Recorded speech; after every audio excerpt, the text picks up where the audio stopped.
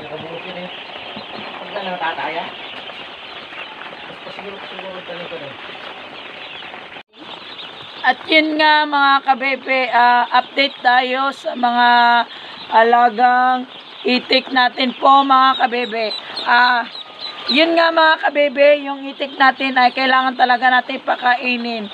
Kahit na po madaling araw o yung alas 12 po ng gabi o madaling araw, kailangan po natin sila pakainin. Yun yung mga kuan ng mga alagang itik natin mga kabebe. At isa pa mga kabebe, yung itik natin kasi nga ganito pa po sila kaliliit.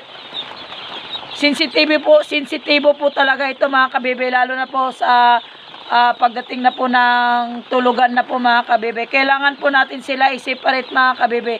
Yun po yung mga alternatibo mga kabebe. Ilalagay po natin sila sa mga karton. Ipag-iwalay-iwalay po natin sila mga kabebe. Sa ganun mga kabebe ay iwas din na mamatay yung mga alagang itik natin. Kasi mga kabebe, pag mag-alaga po tayo ng mga itik na mga ganito mga kabebe, kasi nga sensitibo po itong mga itik na ito mga kabebe, kunting galaw mo lang ay mamamatay talaga sila. Kaya kailangan mo sila na kanang makaginhawa ba, makahinga sila, yung komportable yung tulugan nila na hindi po sila magpatong-patong, kasi yun yung iniiwasan natin mga kabebe na mawalan tayo ng mga itik. Dapat pag matutulog din yung itik natin, lagay natin sa karton, isiparate natin sila doon ng yung para makahinga sila na hindi sila magsabay-sabay na matutulog na magpatong-patong. At yun nga mga kabebe, sa tuwing magpapakain din po tayo ng mga alagang itik natin mga kabebe, dapat po ay kontrolado din po yung tubig natin. Hindi lang po tubig mga kabebe, kailangan po ay with vitamins po para iwas naman po sakit sa mga alagang itik. Kasi nga itong mga itik na to ay sensitibo nga po. Ito pong vitamins nila mga kabebe ay antidote.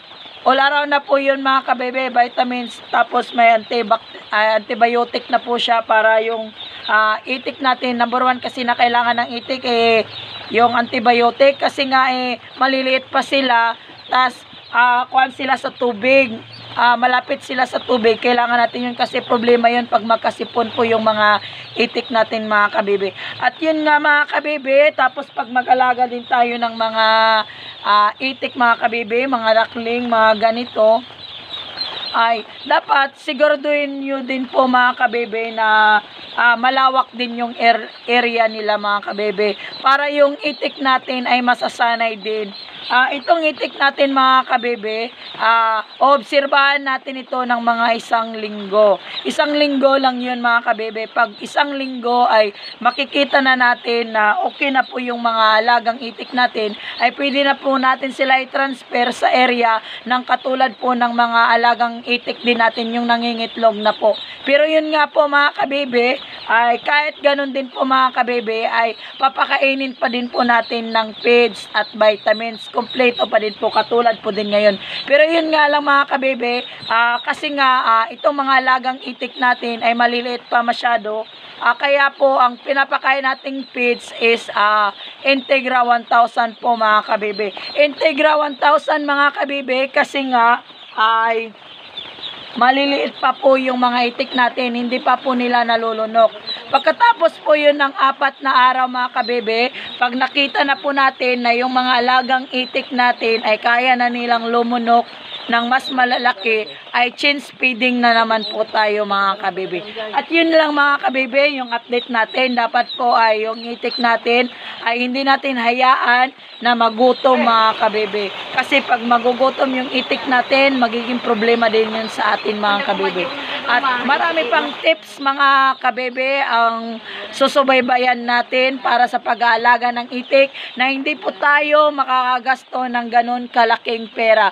Alam naman po natin, tayo pag magninegosyo, number 1 talaga is problema natin yung pera. At yun nga mga kabebe, kasi nga update tayo ngayon sa D1 natin ng pag-aalaga ng itik natin. 3 araw na po ito mga kabebe, galing dun sa binilan namin. Yun nga lang mga kabebe, natin dito sa amin is, bago nila iatid is, obserbahan na lang muna nila. Ngayon, ito yung unang araw, day 1 mga kabebe. Ito po ay madaling araw mga kabebe, at ito po yung ganap dito mga kabebe, yung mga alagang itik natin ay pinapakain natin sila mga kabebe. At yun nga mga kabebe, sa maraming tips pa po mga kabebe, sa dito natin, obserbahan po natin ulit yung mga alagang itik natin, anong vitamins, anong feeds po yung ipapakain natin para tuloy-tuloy po yung negosyo natin. At yun nga mga kabebe, ako nga pala yung Duck Girl ng Bukidnon. Sana po may natutunan kayo sa akin. Thank you for watching!